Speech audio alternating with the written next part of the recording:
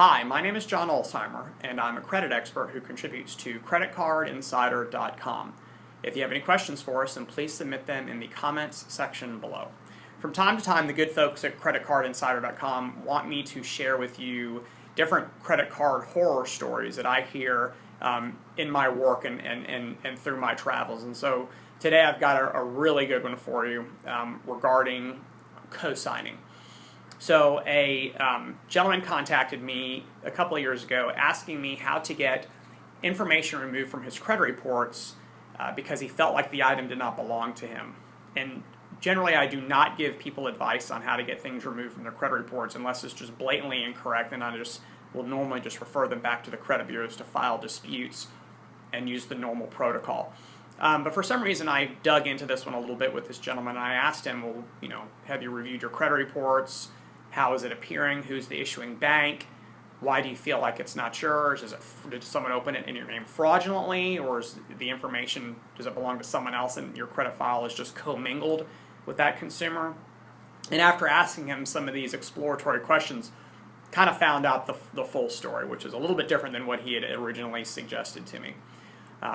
Apparently a friend of his who had really, really bad credit was trying to get a credit card so that she could buy some furniture at one of these big box furniture stores. When she applied for the credit card on her own, she was denied because her credit was, to use his words, terrible.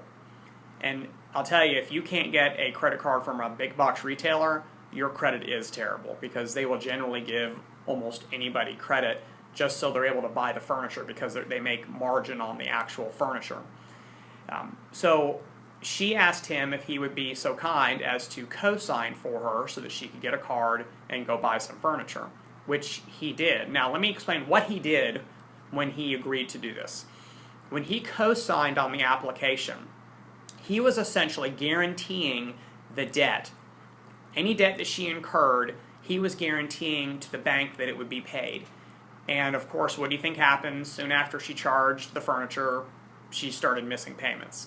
And the issuing bank started to come after him for payment. And the way they came after him for payment initially was they reported it on his credit reports, all three of them. So now he had this balance on this credit card showing up on his credit reports that was accruing interest and also accruing late payments. The card went into default because he was unwilling to make the payment on the account because he kept on arguing with the bank that he only co-signed it just so she could get the card. He didn't truly understand what it meant to co-sign an application.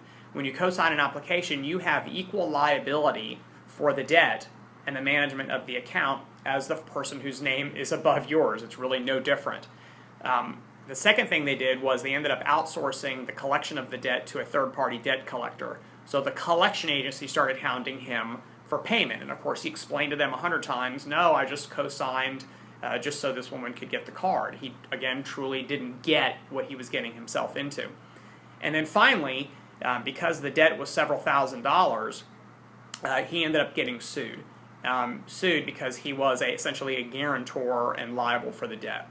So this underscores a couple of things. A, don't ever co-sign for anything for anybody. There is a reason why the bank will not do business with that person by themselves, because they are too risky and the bank is not willing to take a chance on them. And frankly, the bank is in the business of lending money, so they know how to identify someone who is a horrible credit risk. You don't. So by you co-signing for them, thinking that you understand whether or not this person is going to pay better than the bank, you're basically rolling the dice, and you're putting your own credit in harm's way, and you're putting it in jeopardy. Number two, if you do choose to co-sign for somebody, understand that that debt is yours. Whether you think it is or not, that debt is yours. And you have to be prepared to make the payments on the bills or pay it in full if the person who was the primary signer of the account has either chosen to not do so or is unable to do so. So again, my advice is run for the hills when people ask you to co-sign, because it generally ends in a disastrous story just like this one. If you have any other questions regarding financial topics or credit, please submit them to creditcardinsider.com or in the comments section below. Thanks for watching. Have a nice day.